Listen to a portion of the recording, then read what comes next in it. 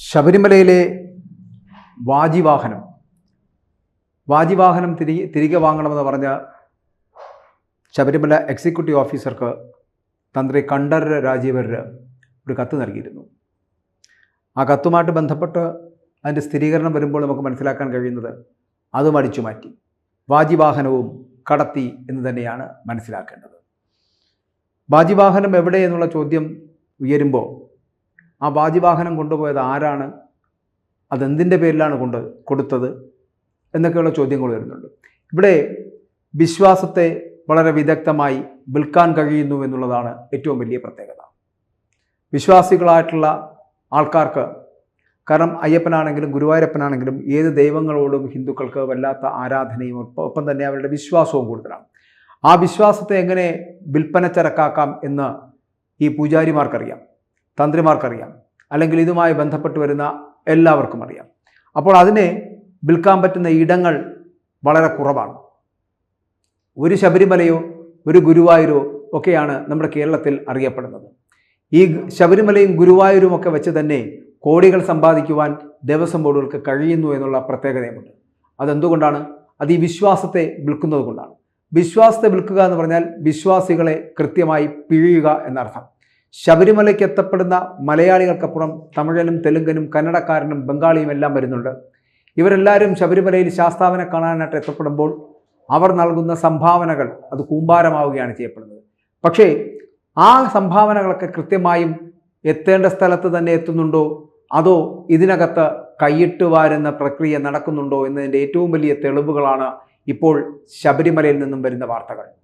സ്വർണ്ണപ്പാളി വിവാദമാണെങ്കിലും, സ്വർണം ചെമ്പാകുന്ന പ്രക്രിയയാണെങ്കിലും, വാജിവാഹനം കാണാതാകുന്നതാണെങ്കിലും അടക്കമുള്ള കാര്യങ്ങൾ ഇതിനൊരു തെളിവാണ്, ഇതിനൊരു ഉദാഹരണമാണ് എന്ന് പറയേണ്ടിയിരിക്കുന്നു. ശബരിമലയിൽ എന്തും നടക്കും, ഏത് തരത്തിലുള്ള പ്രക്രിയകൾക്കും ഏത് തരത്തിലുള്ള പ്രവൃത്തിയും നടക്കുവാൻ ഉതകുന്ന ഇടമാണ് അവിടെ. കാരണം അവിടുത്തെ ഉദ്യോഗസ്ഥർക്കോ ഉദ്യോഗസ്ഥ നേതാക്കന്മാർക്കോ അല്ലെങ്കിൽ ഉദ്യോഗസ്ഥ മേലാളന്മാർക്കോ ഒന്നും ഒരു തരത്തിലുള്ള നിയന്ത്രണം ഇവിടുത്തെ തൊഴിലാളികളോടോ ഉദ്യോഗസ്ഥരോടോ ചെയ്യാൻ കഴിയുന്നില്ല എന്നുള്ളത് തന്നെയാണ് ഇവരുടെ പരാജയം. അത് അങ്ങ് മേലെ തട്ടിൽ മന്ത്രിമാർ മുതൽ ഇങ്ങോട്ട് നമ്മുടെ തിരുവിതാംകൂർ ദേവസ്വം ബോർഡ് ഭരിക്കുന്ന, അല്ലെങ്കിൽ ദേവസ്വം ബോർഡുകളൊക്കെ ഭരിക്കുന്ന, അത് ചെയർമാനാണെങ്കിലും പ്രസിഡന്റ് ആണെങ്കിലും ഒക്കെ അവർക്ക് അനുസരിപ്പിക്കുവാൻ കഴിയാത്ത തരത്തിലുള്ള മെമ്പർമാർക്കൊപ്പം നിൽക്കുന്ന കുറേ യൂണിയനുകളും ആ യൂണിയനെ നിയന്ത്രിക്കുന്ന കുറേ ഉദ്യോഗസ്ഥന്മാരും ആ ഉദ്യോഗസ്ഥന്മാർക്ക് വേണ്ടിയിട്ട്, അല്ലെങ്കിൽ ആ ഉദ്യോഗസ്ഥന്മാർ പറയുന്നത് മാത്രം കേട്ട് മുന്നോട്ട് പോകുന്ന ദേവസ്വം ബോർഡിനകത്തെ തൊഴിലാളികളും പുറത്തെ തൊഴിലാളികളും അമ്പലത്തിനുള്ള പൂജാരിമാരും തന്ത്രിമാരുമെല്ലാം. അപ്പോൾ ഉദ്യോഗസ്ഥരെ പ്രീണിപ്പെടുത്തുക, ഉദ്യോഗസ്ഥർക്ക് മുകളിലേക്കുള്ളവരെ പ്രീതിപ്പെടുത്തുക, അതിന് മുകളിലേക്ക് എത്തപ്പെടുന്ന മന്ത്രിയെ പ്രീതിപ്പെടുത്തുക, ഇതൊക്കെയാണ് ഇവരുടെ ലക്ഷ്യമെന്ന് പറയപ്പെടുന്നത്. അപ്പോൾ ഇവരെല്ലാം പ്രീതിപ്പെടുത്തി കണ്ണടപ്പിച്ചു കഴിഞ്ഞാൽ എന്തു പണിയും ശബരിമലയിൽ നടക്കും. അതിന് ഉത്തമ ഉദാഹരണമാണ് ഈ സ്വർണ്ണപ്പാളികളടക്കം ചെമ്പുപാളികളായതും ഈ വാജിവാഹനമടക്കം കടത്താൻ കഴിഞ്ഞതും. ഇതുപോലെ തന്നെയാണ് യോഗദണ്ഡും രുദ്രാക്ഷമാലയും ഒക്കെ കാണാതായത്. പക്ഷേ ഇതിനൊക്കെ കൃത്യമായൊരു അന്വേഷണമോ അല്ലെങ്കിൽ ഇത് കണ്ടെത്തുന്നതിനുള്ള ഒരു ശ്രമമോ കൃത്യമായി നടക്കുന്നുണ്ടോ? ഇവിടെ ഈ വാജിവാഹനവുമായി ബന്ധപ്പെട്ട് വരുമ്പോൾ ശബരിമല വിശ്വാസക്കൊള്ളയാണ് നടക്കപ്പെടുന്നത്. ആ വിശ്വാസക്കൊള്ളയിൽ ശബരിമലയിലെ പഴയ കൊടിമരത്തിലെ വാജിവാഹനം തിരികെ വാങ്ങണമെന്ന് ആവശ്യപ്പെട്ടുകൊണ്ട് തന്ത്രി കണ്ഠരര് രാജീവര് ദേവസ്വം ബോർഡിന് കത്ത് നൽകുമ്പോൾ ആ കത്തിൽ നിന്ന് നമുക്ക് മനസ്സിലാക്കാൻ കഴിയുന്ന ഒരൊറ്റ കാര്യമേ ഉള്ളൂ, അതും കടത്തിക്കൊണ്ടുപോയി കൊള്ളക്കാരുടെ കൈവശമായി എന്നുള്ളത് തന്നെയാണ്. അത് തിരികെ കിട്ടാനാണ് ഇപ്പോൾ ശ്രമിക്കുന്നത്. ശബരിമലയിലെ എക്സിക്യൂട്ടീവ് ഓഫീസർക്ക് തന്ത്രി കണ്ഠരര് രാജീവർ അത്തരത്തിലൊരു കത്ത് നൽകുമ്പോൾ ആ കത്തിനുള്ളിൽ ഇത്തരത്തിലുള്ള വിവാദങ്ങൾ ഒളിഞ്ഞിരിപ്പുണ്ട് എന്ന് ചിലപ്പോൾ ആരും മനസ്സിലാക്കി കാണില്ല. അപ്പോൾ അത്തരത്തിലുള്ള വിവാദങ്ങൾ ഉണ്ടാകുമ്പോൾ ഒക്ടോബർ മാസം 11 രാജീവർ ദേവസ്വം ബോർഡിനെ സമീപിക്കുന്നതും ഇത്തരത്തിലൊരു കത്ത് നൽകാൻ ശ്രമിക്കുന്നതും. ഈ വാർത്തയൊക്കെ അപ്പോൾ ആ സമയത്തൊക്കെ വളരെ കൃത്യമായിട്ട് നമ്മൾ മനസ്സിലായിക്കൊണ്ടിരുന്നു. വാജിവാഹനം കാണുവാനില്ല, വാജിവാഹനവും കട്ടെടുത്തോ എന്നൊക്കെ പറയുന്ന വാർത്തകൾ അന്ന് പലരും കൊടുക്കുകയും ചെയ്തിട്ടുണ്ടായിരുന്നു. ഇവിടെ ഈ വാർത്ത നൽകുമ്പോൾ ഇവിടെ എത്തപ്പെട്ട ചിലർ ഇതിനകത്ത് ഈ വിശ്വാസ പ്രമാണത്തിൻ്റെ കീഴിൽ നിന്നുകൊണ്ട് ഇത് കൊണ്ടുപോയിട്ടുണ്ടോ, അവരുടെ വിശ്വാസം രക്ഷപ്പെടുത്തുന്നതിന് വേണ്ടിയുള്ള ശ്രമത്തിൻ്റെ ഭാഗമായിട്ടാണ് ഇത് നടന്നിട്ടുള്ളത്. ശബരിമല അയ്യപ്പ സന്നിധിയിൽ 8 വർഷം മുൻപ് ഈ സ്വർണ്ണക്കൊടിമരവും അയ്യപ്പ വാഹനമായ കുതിരയുടെ രൂപവും സ്ഥാപിച്ചപ്പോൾ അതിന് മുൻപുണ്ടായിരുന്ന കൊടിമരത്തിൻ്റെ മുകളിലുണ്ടായിരുന്ന കുതിര രൂപം മാറ്റിയതായിട്ടുള്ള സംശയമാണ് ഉണ്ടായിരുന്നത്. അത് മാറ്റപ്പെട്ടു, അത് കാണുവാനില്ല എന്ന് തന്നെയാണ്. ഏകദേശം 10 കിലോയോളം തങ്കം ഉപയോഗിച്ചാണ് സ്വർണ്ണക്കൊടിമരം പുതുക്കി നിർമ്മിച്ചിരിക്കുന്നത്. ഹൈദരാബാദ് ആസ്ഥാനമായിട്ട് പ്രവർത്തിക്കുന്ന ഒരു സ്വകാര്യ കമ്പനി, ആ സ്വകാര്യ കമ്പനിക്കാണ് പുതിയ സ്വർണ്ണക്കുടം കൊടിമരം നിർമ്മിക്കുവാനുള്ള സ്പോൺസർഷിപ്പ് അടക്കം നൽകിയത്. ആ സ്പോൺസർഷിപ്പിലും ഈ പറയുന്ന ക്രമക്കേടുകൾ നടന്നതായിട്ടാണ് ഇപ്പോൾ നമുക്ക് ഇതുമായിട്ട് ബന്ധപ്പെട്ടിട്ടുള്ള ആരോപണങ്ങൾ ഉയർന്നുകൊണ്ടിരിക്കുന്നത്. അപ്പോൾ പുതിയ സ്വർണ്ണക്കൊടിമരം സ്ഥാപിച്ച് 2 മാസത്തിനുള്ളിൽ അതിൽ മെർക്കുറി ഒഴിച്ച് അതിനെ നശിപ്പിച്ചതായിട്ട് കണ്ടെത്തിയിരുന്നു എന്നാണ് പറയപ്പെടുന്നത്. അപ്പോൾ ഈ വാജിവാഹനം എന്നാൽ ഈ വാജിവാഹനത്തിന് അടക്കം മാറ്റിയെടുക്കുവാൻ അതിലൂടെ കഴിഞ്ഞു, അല്ലെങ്കിൽ അതിനെ താഴെ ഇറക്കുമ്പോൾ എന്തായാലും വാജിവാഹനം മാറ്റിയല്ലേ പറ്റൂ. അപ്പോൾ അതിനുശേഷം പുതിയ കൊടിമരം സ്ഥാപിക്കുമ്പോൾ സ്വാഭാവികമായിട്ടും പുതിയ വാജിവാഹനം അതിനകത്തുണ്ടാകും. ഈ വാജിവാഹനം എന്ന് പറയപ്പെടുന്നത് തന്നെ ഒരു ദേവതയുടെ വാഹനമായിട്ട് കണക്കാക്കുന്നു, അല്ലെങ്കിൽ ഒരു ദേവതയുടെ വാഹനമായി ഉപയോഗിക്കുന്ന മൃഗത്തിനെയാണ് ഇതുമായിട്ട് ബന്ധപ്പെട്ട് സൂചിപ്പിക്കുന്നത്. വാജി എന്ന് പറയപ്പെടുന്ന വാക്ക് വാഹനം എന്ന അർത്ഥത്തിൽ നമുക്ക് ഉപയോഗിക്കാമെന്നുള്ളതാണ്. അതായത് ഇപ്പോൾ ഓരോ ദൈവങ്ങൾക്കും ഓരോ വാഹനങ്ങൾ എന്നുള്ള രീതിയിലുണ്ട്. ഇപ്പോൾ ശാസ്താവിനാണെങ്കിൽ ശാസ്താവിൻ്റെ വാഹനം കുതിരയാണ് എന്ന് പറയപ്പെടുന്നു, അതിൻ്റെ പേര്. അപ്പോൾ അതിനെ വേണമെങ്കിൽ നമുക്ക് ശാസ്താവിൻ്റെ വാജി എന്ന് പറയപ്പെടാം. അങ്ങനെ ഈ വാജി വാഹനം എന്ന് പറയപ്പെടുന്നത് ഈ കൊടിമരത്തിന് മുകളിലായിട്ട് കാണപ്പെടുന്നു. ആ വാജി വാഹനങ്ങളിലുള്ള ഇത് ഏകദേശം കിലോ കണക്കിന് 8 കിലോ മുതൽ 10 കിലോ വരെ തൂക്കമുള്ളവ ഉണ്ട് എന്നാണ് പറയപ്പെടുന്നത്. ഇവയെ കാണുവാനില്ല, പഴയ വാജി വാഹനത്തെ കാണുവാനില്ല. അപ്പോൾ ദേവതയുടെ വാഹനം ഏതാണ്? അപ്പോൾ ആ ജീവിയുടെ രൂപം കണ്ടാൽ ഏത് ദേവതയുടെ വാഹനമാണെന്ന് മനസ്സിലാക്കാൻ കഴിയുമെന്നുള്ളതാണ്. അപ്പോൾ അതായത് ശബരിമലയിലെ പഴയ കൊടിമരത്തിലെ വാജിയെ കാണുമ്പോൾ ആ വാജിയെ കാണാനില്ല എന്നുള്ളത് സൂചനയാണ്. അതായത് വെള്ളിയിലാണ് ഇത് പണിതിരുന്നത്. അപ്പോൾ കുതിരയ്ക്കും വാജി എന്നും ഇതിനർത്ഥമുള്ളത് കൊണ്ട് തന്നെ ഈ കാണുന്ന ആ വാജി വാഹനം എന്ന് പറയപ്പെടുന്ന വാഹനം ഏതൊരു ദൈവമാണോ ഉപയോഗിക്കുന്നത്, ഏതൊരു ദേവിയാണോ ഏതൊരു ദേവനാണോ ഉപയോഗിക്കുന്നത്, അവരുടെ വാഹനം, ഓരോരുത്തർക്കും ഓരോ വാഹനം നമ്മൾ മെൻഷൻ ചെയ്തിട്ടുണ്ട്. അതുപോലെയാണിത്. അപ്പോൾ നമുക്കറിയാവുന്ന ഒരു കാര്യം, 2017 ഏപ്രിലാണ് പുതിയ സ്വർണ്ണ കൊടിമരം സ്ഥാപിക്കാൻ വേണ്ടിയിട്ട് നടപടിക്രമങ്ങൾ ആരംഭിച്ചത് എന്നുള്ളതാണ്. ഏകദേശം 10 കിലോയോളം തങ്കം ഉപയോഗിച്ചുകൊണ്ട് ഇതിൻ്റെ പ്രവർത്തനങ്ങൾ ആരംഭിച്ചു. ഏകദേശം 3.5 കോടി രൂപ ചെലവിട്ടുകൊണ്ടാണ് അന്ന് സ്വർണ്ണ കൊടിമരം നിർമ്മിച്ചത് തന്നെ. പുതിയത് സ്ഥാപിക്കുന്നതിന് മുൻപ് എന്ത് ചെയ്തു? ഈ പഴയ കൊടിമരവും അതിനു മുകളിൽ സ്ഥാപിച്ചിരുന്ന അയ്യപ്പ വാഹന രൂപവും അത് അഴിച്ചു മാറ്റിയിരുന്നു എന്നാണ് പറയപ്പെടുന്നത്. അത് എവിടേക്ക് മാറ്റി എന്നത് സംബന്ധിച്ച് യാതൊരു തരത്തിലുള്ള സ്ഥിരീകരണവും ദേവസ്വം ബോർഡ് ഇതുവരെയും നൽകിയിട്ടില്ല എന്നുള്ളതാണ് യാഥാർത്ഥ്യം. വർഷങ്ങളായിട്ട് അയ്യപ്പ സന്നിധിയിൽ ഉണ്ടായിരുന്ന കുതിര രൂപത്തിന് ഭക്തർ സമാനതകളില്ലാത്ത വിലയാണ് കൽപ്പിക്കുന്നത് എന്നുള്ളതാണ്. കാരണം ദൈവത്തിനോടൊപ്പം തന്നെ അവർ അതിനെയും കാണുന്നുണ്ട് എന്നുള്ളതാണ്.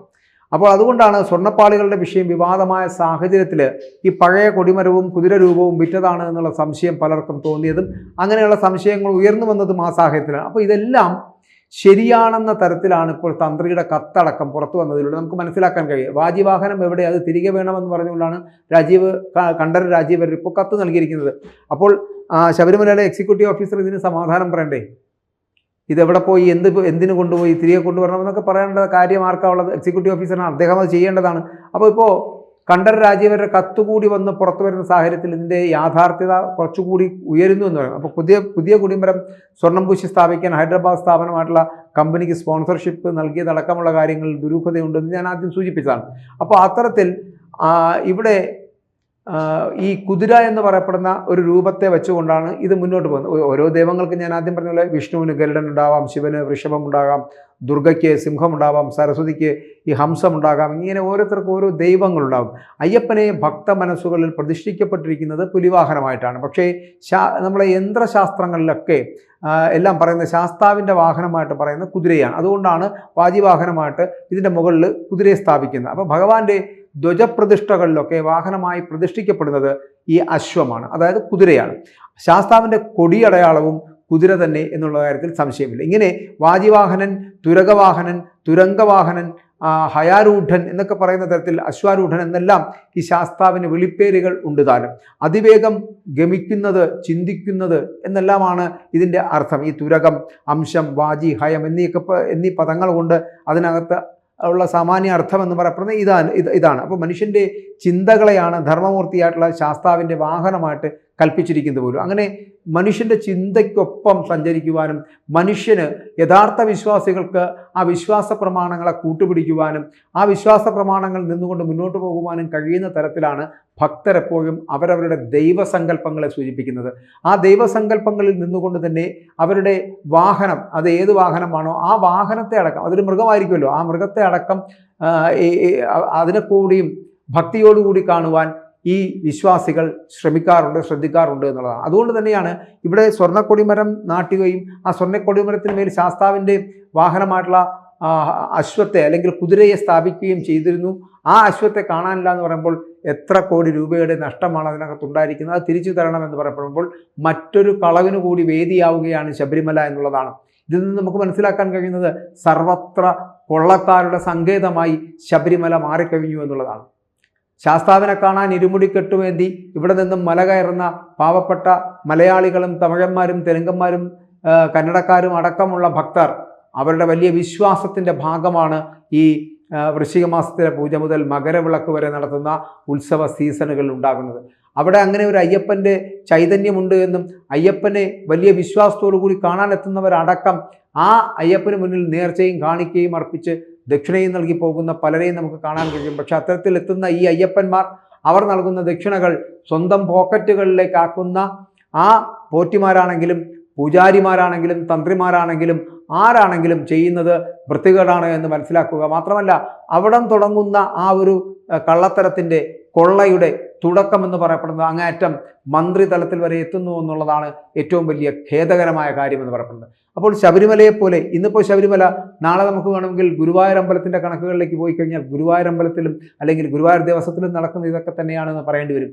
ഒരിടത്തും കൃത്യമായിട്ടുള്ള കണക്കുകളോ ഏർപ്പാടുകളോ ഒന്നുമില്ല. കാരണം നൽകുന്ന ഈ ഭക്തർ നൽകുന്ന പണത്തിന് കണക്കില്ല, അല്ലെങ്കിൽ ഭക്തർ നൽകുന്ന പലതും ഈ കാണിക്ക വഞ്ചികളിലേക്ക് നിക്ഷേപിക്കപ്പെടുകയാണ് ചെയ്യപ്പെടുന്നത്. അതിനകത്തുനിന്ന് കൈയിട്ട് വാരുന്നവരടക്കമുള്ളവർ ഉണ്ട് നിരവധി. അവരെയൊക്കെ നമുക്ക് കണ്ടുപിടിക്കാൻ കഴിയുന്നുണ്ടോ? എന്തും മോഷ്ടിക്കാൻ കഴിയുന്ന തരത്തിലേക്ക് എത്തിയിരിക്കും. ശബരിമലയിലാണെങ്കിൽ അവിടെ ഈ അരവണ ഉണ്ടാക്കുന്ന ശർക്കര മുതൽ നെയ്യ് മുതൽ എന്ത് വേണോ അവിടെ നിന്നും കട്ടുകൊണ്ടുപോകാൻ കഴിയുന്നു, കട്ടുകൊണ്ടേയിരിക്കുന്നു. അവിടെ സ്ഥിരം പരിപാടികളാണ് അതൊക്കെ ചെറിയ ചെറിയ തൊഴിലാളികൾ നടത്തുന്ന അവിടുത്തെ ഈ കച്ചവടക്കാരായിട്ടുള്ള അല്ലെങ്കിൽ പാർട്ട് ടൈം ജോലിക്ക് എത്തപ്പെടുന്ന ചിലർ നടത്തുന്ന കുൽസിത പ്രവൃത്തികളാണ്. അതിന് പലരും കണ്ണടച്ച് കൊടുക്കാറുമുണ്ട്. അതിനകത്ത് എന്തെങ്കിലുമൊക്കെ ലാഭം, ചെറിയ ചെറിയ ലാഭങ്ങൾ മറ്റുള്ളവർ വാങ്ങാറുമുണ്ട്. അങ്ങനെ ചെറിയ അത്തരത്തിലുള്ള പണികൾ മുതൽ ധ്വജപ്രതിഷ്ഠയും ധ്വജപ്രണാമവും നടത്തി പോകുന്ന അല്ലെങ്കിൽ ധ്വജത്തിനകത്തിരിക്കുന്ന ഇല്ലെങ്കിൽ ഈ പറഞ്ഞ വാജിവാഹനം അടക്കമുള്ളവ കൊടിമരത്തിന് മുകളിലിരിക്കുന്നവ അടക്കം അടിച്ചു മാറ്റുന്ന തരത്തിലേക്ക് എത്തുന്നു നമ്മുടെ ശബരിമലയിലെ ഇന്നത്തെ തന്ത്രിമാരാണെങ്കിലും മന്ത്രിമാരാണെങ്കിലും അതിനകത്തെ ഉദ്യോഗസ്ഥരാണെങ്കിലും. ഇനി ശാസ്താവിനെ മാത്രമാണ് അല്ലെങ്കിൽ ധർമ്മശാസ്താവിനെ ഈ പറയുന്ന പോലെ ശബരിമല അയ്യപ്പനെ മാത്രമാണ് അവിടെ നിന്ന് കട്ടെടുത്ത് കൊണ്ടുപോകാനുള്ളത്. ആ കട്ടെടുത്ത് കൊണ്ടുപോകൽ നടക്കാതിരിക്കുന്നത് ചിലപ്പോൾ ഇതുപോലെ വിശ്വാസികളുടെ വല്ലാത്ത ആ വിശ്വാസത്തിൻ്റെ പുറത്തും അയ്യപ്പൻ എന്ന് പറഞ്ഞ ആ വലിയ ചൈതന്യത്തിൻ്റെ പുറത്തും മാത്രമായിരിക്കും അയ്യപ്പൻ എന്നും അവിടെ കുടികൊള്ളുന്നത് എന്ന് പറയേണ്ടിയിരിക്കുന്നു. കൂടുതൽ വാർത്തകളും വിശേഷങ്ങളും നിങ്ങളിലേക്ക് എത്താൻ ABC മലയാളം സബ്സ്ക്രൈബ് ചെയ്യുക, ബെൽ ബട്ടണും അമർത്തുക.